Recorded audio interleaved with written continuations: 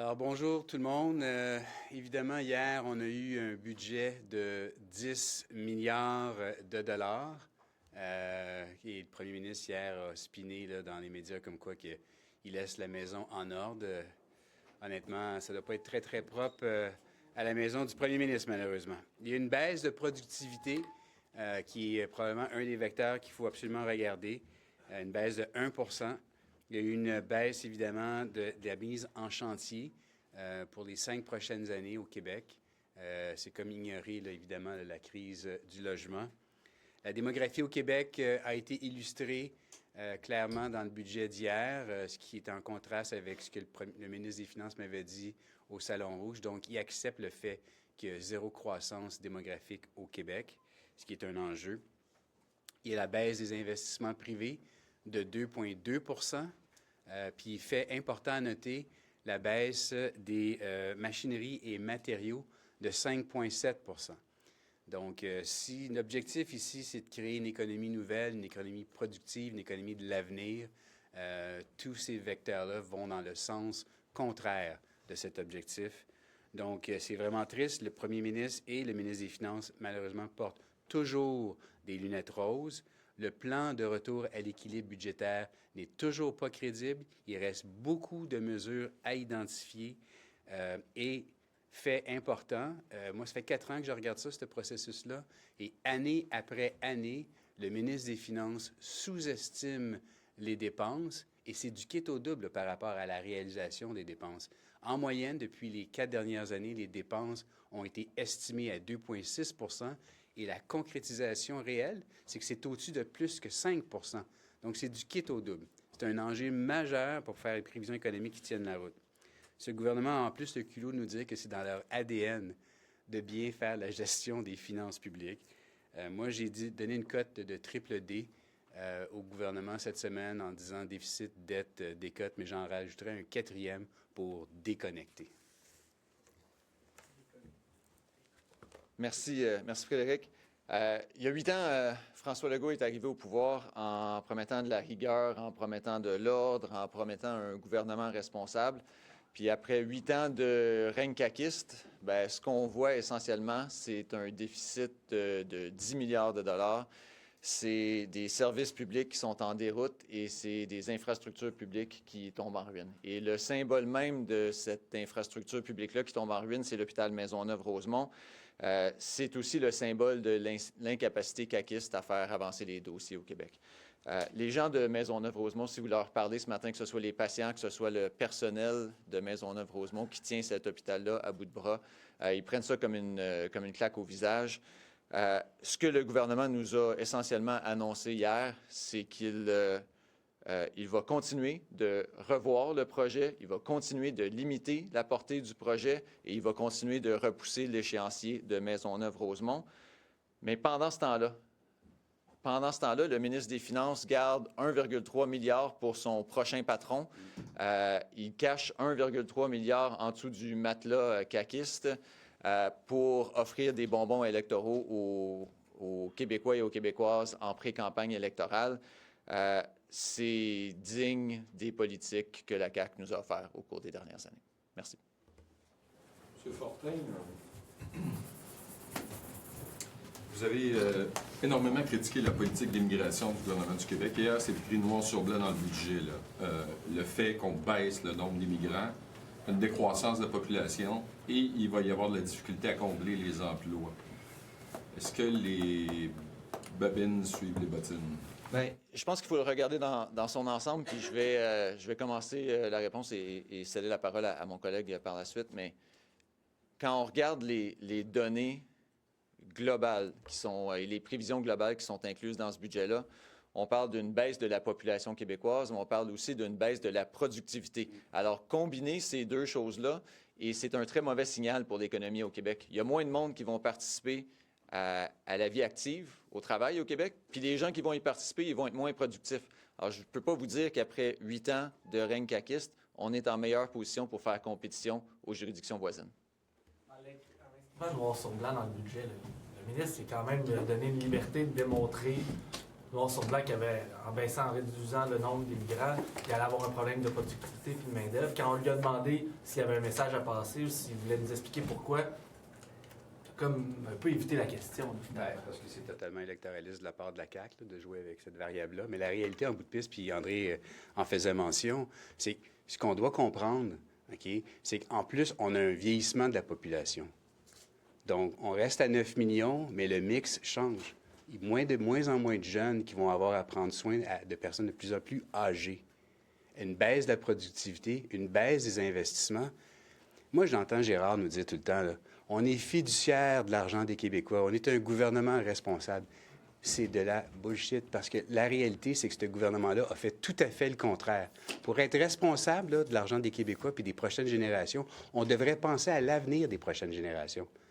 Puis mettre la table à la bonne place, envoyer le bateau dans la bonne direction. Puis ça prend justement des investissements pour s'assurer que la productivité va être au rendez-vous dans notre économie. On a vu dans la presse justement qu'il y a plus de gens qui ont quitté le Québec cette année qu'il y en a qui sont venus. Non, hier, le ministre disait, oui, mais on a tellement ouvert les vannes à Ottawa que là, on a plusieurs années à éponger le surplus d'immigration. Bien, si vous regardez les chiffres dans le budget, là, OK, c'est variable dans le sens que les chiffres, on est à peu près à 9 millions 70 000, puis dans 5 ans, on va être à 9 millions 40 000. L'épongeage, là, il est fait. Là, il n'y aura pas plus de... c'est quoi la solution? La bonne direction, c'est quoi? Oui, la bonne direction, c'est qu'on doit être capable d'en faire plus avec les moyens du bord. On doit être plus productif. Ben oui, c'est ça. C'est sûr qu'actuellement, ça prend du monde de plus, évidemment. Alors, on va le chercher où? Bien là, évidemment, il y avait un programme québécois de l'expérience québécoise qui devrait être, évidemment, remis en place, comme on le propose, nous aussi. Temporairement, c'est une mesure qui peut fonctionner. Mais à long terme, ce qu'on doit s'assurer de faire, c'est de donner les meilleurs équipements à nos entrepreneurs, avoir les meilleurs outils, en faire plus avec ce qu'on a. On ne demande pas au monde de travailler plus d'heures. On demande juste plus de meilleurs outils, plus d'output pour chaque heure travaillée. C'est ça la chose la plus importante. Parce que je m'excuse, mais si on n'est pas capable de se rendre là, les choix vont devenir de plus en plus difficiles dans le temps. Est-ce qu'un gouvernement libéral rehausserait les impôts ou enlèverait le plafond sur la taxe scolaire? On est la nation la plus fiscalement taxée là, dans l'Amérique du Nord. On n'est pas compétitif, en fait. Donc, ce n'est pas la façon de faire. La façon de faire, c'est justement, on peut couper les dépenses ou on peut augmenter les revenus. Moi, je suis du camp d'augmenter les revenus. Puis augmenter les revenus, c'est beaucoup plus stimulant pour l'ensemble des Québécois. On stimule l'esprit entrepreneurship. On fait en sorte qu'on a le goût, le désir de vouloir relever les manches puis d'avancer. C'est ça qu'on doit faire. On doit vendre cette idée-là, ce rêve-là aux Québécois, de vouloir tous pousser la roue par en avant. Mais on ne ralentit pas les dépenses, en revanche? Tout est proportionnel dans la vie, OK? Donc, si un jour, OK, la maison que vous avez vaut 400 000 $, vous avez une hypothèque de 200 000 puis que dans 5 ans, elle en vaut 500 000 mais votre hypothèque est toujours à 200 000 bien, vous avez toujours la même dépense hypothécaire, mais vous êtes plus riche. Donc, c'est ça qui est l'objectif. On doit arriver à avoir la capacité de pouvoir avoir plus de revenus, plus de richesse au Québec. C'est ça. Par rapport à ce que vous avez dit au départ, pour vous, l'État québécois n'est pas trop dépensier. Pardon? Par rapport à ce que vous avez dit d'entrée de jeu, là, pour vous, l'État québécois n'est pas trop dépensier. C'est juste sur la manette des revenus qu'il faut jouer. Bien, c'est sûr qu'il y a des façons de faire, OK? Puis, tu sais, il y a des programmes qui sont peut-être pas utiles ou inutiles encore aujourd'hui. Puis ça, bien évidemment, tu sais, il va falloir qu'un ménage soit fait. Je dois dire qu'à l'époque, il y avait quand même une revision des programmes qui était faite annuelle. Il a fallu une décote de Standard & Poor's pour que la CAQ se réveille puis dise, finalement, on va peut-être revisiter ce qui est à faire, là, ce qui aurait dû être fait. Pardon? Vous avez vu hier, est-ce qu'ils fonctionnent, leur ménage? Bien, comme je disais tantôt, entrée de base, OK? Ils estiment tout le temps des dépenses à 2,6 en moyenne depuis les 4 dernières années, et c'est 5 plus % que la réalisation se trouve à être. Donc, ils disent une chose, mais ils font le contraire, ils ne sont pas capables. Mais le ménage... Non, mais juste pour terminer là-dessus, là, si vous permettez, le ménage que la CAQ dit avoir amorcé, c'est le ménage de son propre gâchis. Là. Ce que la CAQ doit ramasser aujourd'hui, c'est les fruits de ce qu'ils ont semé au cours des 8 dernières années. Nous, on aimerait ça avoir une baguette magique, puis revenir en arrière, puis dire au cours des 8 dernières années, ça aurait été fun de ne pas gaspiller de l'argent comme ils l'ont fait, mais ça a été les choix de Christine Fréchette, ça a été les choix de François Legault, d'Éric Girard, de mettre de l'argent dans Nordvolt, de mettre de l'argent dans Flying Wheels, de mettre de l'argent dans les Kings, de gonfler la fonction publique de façon disproportionnée. Ils ont fait des choix d'investissement, ils ont fait des choix de dépenses qui nous rattrapent aujourd'hui en tant que Québécois. Et il n'y a personne qui se dit que les prochaines années, là, ça va être simple, ça va être facile, mais c'est pour ça qu'il faut travailler sur la productivité, c'est pour ça qu'il faut travailler sur la croissance des revenus, parce qu'on n'y arrivera pas au Québec si on ne travaille pas sur ces enjeux-là. C'est ça que le gouvernement de la CAQ a choisi de faire au cours des dernières années. La productivité, elle a stagné. La population, elle va stagner. Alors aujourd'hui, après 8 ans du gouvernement de la CAQ, on n'a pas les moyens de nos ambitions. C'est là-dessus qu'il faut travailler, c'est avoir les moyens, avoir les revenus pour qu'on puisse s'occuper des dépenses publiques. Comptez si vous prenez le pouvoir, réduire les dépenses, réduire le nombre d'employés de l'État. La fonction publique, là, elle a gonflé de façon très grande au cours des dernières années. Elle a trop gonflé. Nous, on va vous présenter un cadre financier au cours de cette campagne-là, de la prochaine campagne, un cadre financier qui est responsable, avec des chiffres précis. Mais si vous me dites, est-ce qu'il y a trop d'employés de la fonction publique après les 8 ans du gouvernement de la CAQ, la réponse, c'est oui. C'est pas dans les services, c'est pas dans...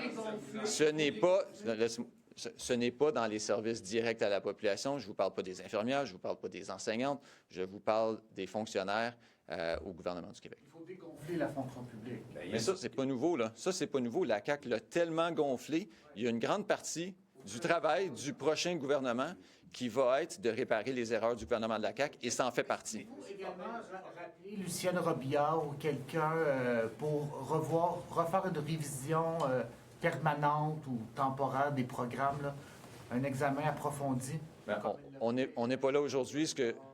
On n'est pas là aujourd'hui. Ce que je vous dis, c'est qu'on va avoir un cadre financier responsable qui va arriver avec des solutions précises, mais effectivement, la fonction publique, elle a trop augmenté au cours des dernières années. Cette année, par exemple, là, ils ont coupé 3 400 postes dans la fonction publique, mais ils en ont ajouté 6 000 en santé et en éducation. Ça, est-ce que ça vous choque? C'est cette hausse-là? Non. C'est les... Vas-y. La réalité demeure, là.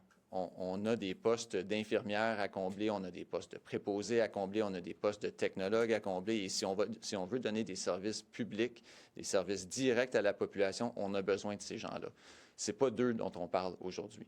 On parle de la fonction publique québécoise, on parle des gens ici à Québec dans les tours à bureaux, on ne parle pas des gens qui offrent des services directs à la population, à l'enseignement de mes enfants ou à la santé.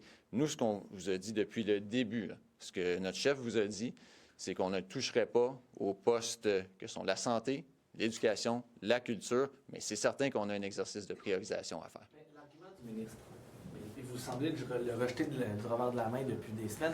Encore, en début de semaine, il disait que la pandémie a coûté 26 milliards aux Québécois. Puis hier, il a redit que la croissance des dépenses en santé a atteint 20 lors de la pandémie.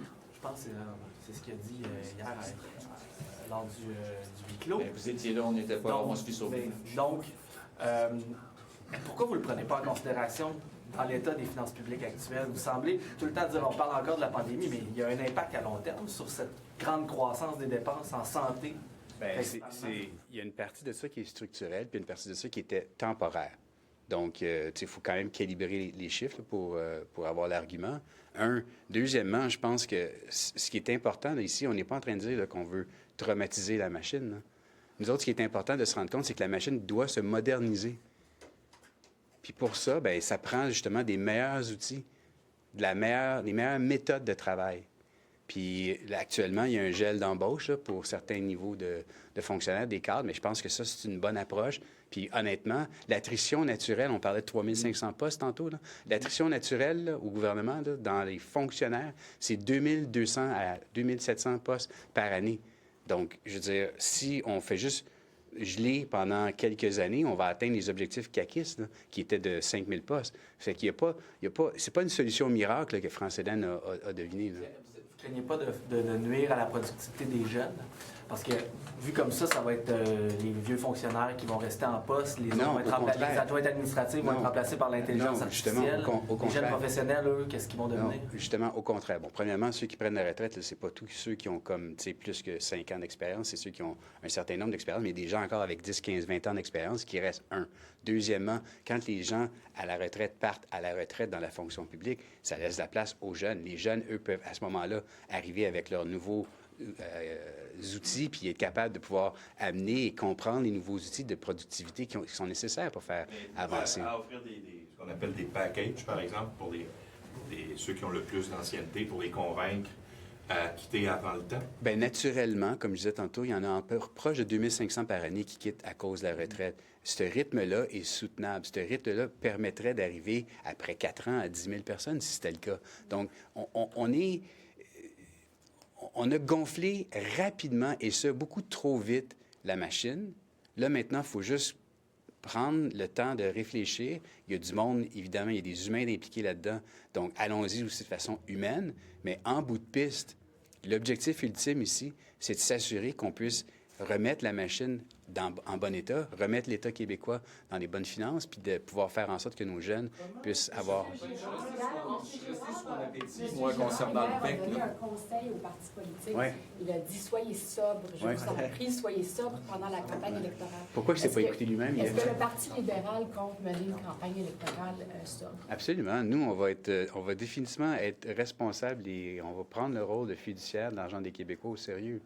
Ce qui est tout à fait le contraire de ce qu'on a vu depuis les 8 dernières années. Moi, j'aime- Pas de feu d'artifice, pas de grandes promesses. Bien, j'aimerais ça juste rajouter à la réponse de mon collègue. Là, ça prend quand même un certain culot pour dire aux Québécois, ou dire aux partis politiques, pardon, il va falloir que vous soyez sobre au cours de la prochaine campagne.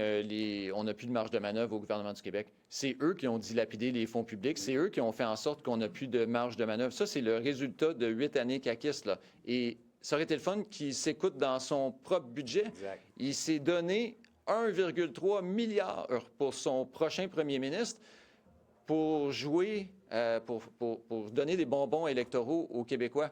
Alors, il nous demande à tous les autres partis politiques, il dit, vous devez être sobre. Mais nous, on se garde 1,3 milliard de côté comme bonbon électoral au cours des prochains mois. Ça prend tout un culot pour faire ça. Expliquez-vous qu'il y a des milliers de camions sur les routes du Québec. C'est le dossier de mon collègue Thomas Gervais qui roule avec pas de système anti-pollution. Bon, de ce qu'on comprend, là, le gouvernement du Québec sait que c'est un problème depuis 2 ans. Le gouvernement du Québec sait ce que demandent les contrôleurs routiers aussi. Les contrôleurs routiers, là, ils demandent à avoir de la formation additionnelle. Alors, formons les contrôleurs routiers pour qu'ils puissent répondre à ces enjeux-là. Les contrôleurs routiers nous disent, bien, on n'a peut-être pas les pouvoirs nécessaires, il faut changer le règlement. Alors, pourquoi le gouvernement ne forme-t-il pas ses contrôleurs routiers et pourquoi ne change-t-il pas le règlement? C'est un problème qu'ils connaissent depuis 2 ans. À un moment donné, l'aveuglement volontaire, ça a ses limites. Dernière sur le budget, là, M. Girard a utilisé le mot conservateur pour se qualifier. Il a dit je suis un banquier. se réveille, c'est ça? Pardon? C'est le matin quand il se réveillait. Oui, il se réveille comme un banquier conservateur. Vous, l'adjectif là, que vous prendriez pour décrire son style comme ministre des Finances, ce serait quoi? Qu'est-ce qu'il résume? Bien, il a été à l'écoute de son patron. Puis son patron a dit, tu t'en vas dépenser. Puis il a dépensé. Il n'a pas été le protecteur des finances publiques, malheureusement. Donc, dépensier? Bien, il a écouté ce qu'on lui a dit de faire.